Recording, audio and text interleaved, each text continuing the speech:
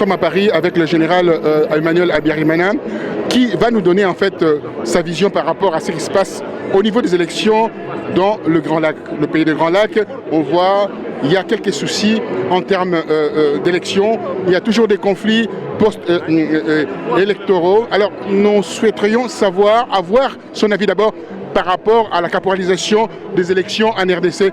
Mon général, dites-nous, donnez-nous un peu votre expertise par rapport à ce qui se passe en RDC. Qu'est-ce qu'on pourra voir après aussi d'ailleurs? Oui, c'est vrai, merci monsieur Roger. Je pense que ce qui se passe en RDC, c'est quelque chose qui concerne toute la région de l'Afrique des Grands Lacs, qui concerne l'Afrique tout entière et même voire le monde.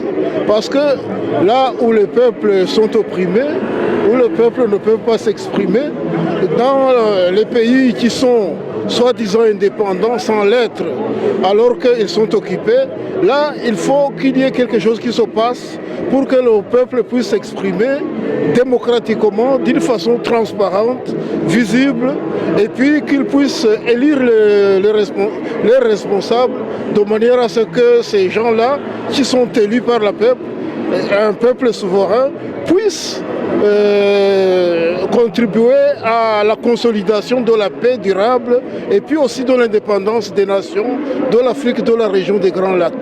Voilà pourquoi ce qui se passe en RDC concerne tous les pays de la région des Grands Lacs, ça concerne tous les pays d'Afrique où le peuple est opprimé, où les territoires sont violés, où les richesses sont pillées, où il y a une dévastation sauvage des forêts, de la flore et puis de l'environnement. Alors ce problème devrait concerner aussi tout le monde, les pays d'Europe, les pays d'Amérique et les grandes puissances géopolitiques de ce monde. Alors c'est pourquoi je me suis déplacé pour dire voilà, il y en a qui disent que la vérité des urnes c'est quelque chose d'élémentaire. Les urnes, sans la vérité des urnes, on ne peut pas dire qu'un peuple est souverain.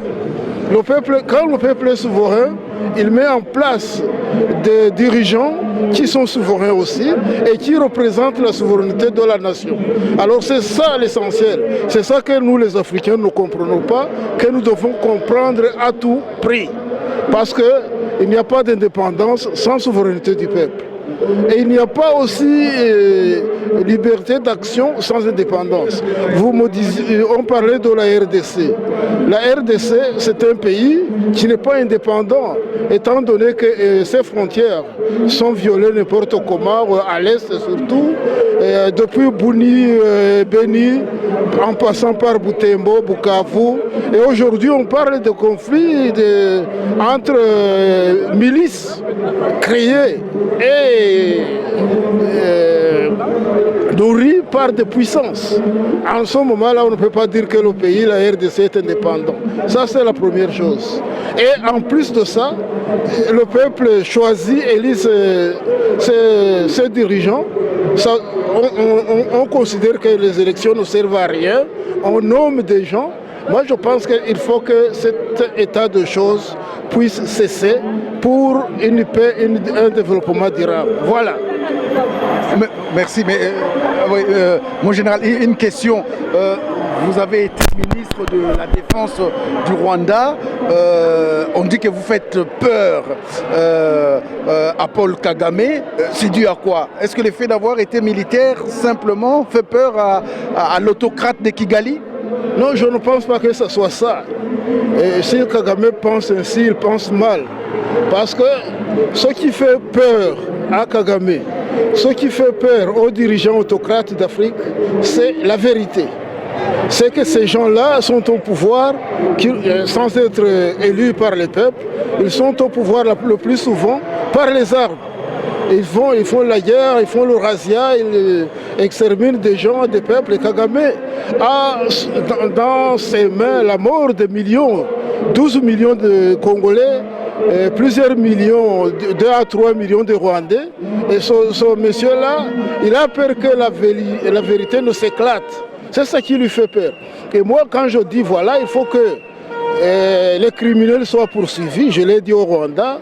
Et quand j'ai essayé de mettre en place une loi portant sur les forces rwandaises de défense, c'était pour lutter contre l'impunité même au sein des forces armées. Et je pense que c'est ça qui fait peur à Kagame, parce qu'il ne veut pas que la vérité éclate, que les populations sachent pourquoi ils sont dans la misère.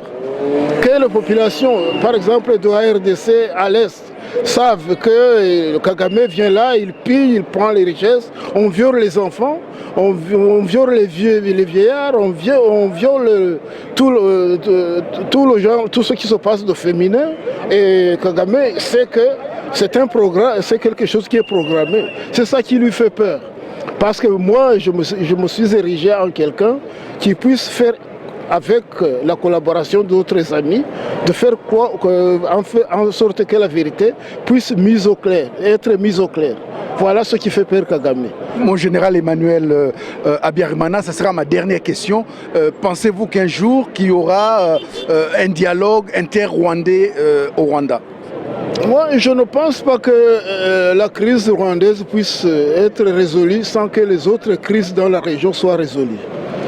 Je pense qu'il faut envisager une solution géopolitique qui engloberait tous les pays de la région des Grands Lacs. Parce que voyez-vous, si le Rwanda, aujourd'hui Kagame dit que le Rwanda a une paix durable et un développement exceptionnel, alors qu'à côté, il envoie des militaires pour déstabiliser la RDC.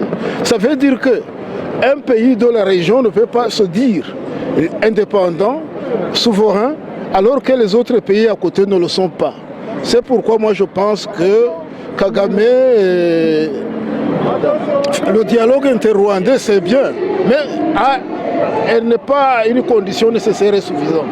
Il faut qu'il y ait une vision géopolitique du Rwanda, que le Rwanda cesse de dire voilà, je vais envahir le Congo, piller l'Ouganda, faire des dégâts au Burundi. Vous savez, Kagame a non seulement les 10 millions, il a tué beaucoup de présidents de la région.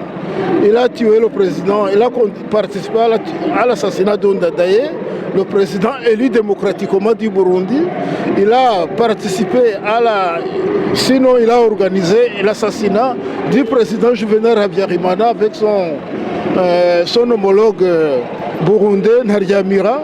Il a, croit-on, et c'est vérifiable, assassiné le président Laurent Désiré Kabila.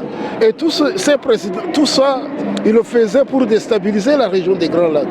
Ça veut dire qu'un dialogue inter-rwandais ne suffit pas à lui seul pour résoudre non seulement la crise rwandaise, mais aussi les autres crises de la région.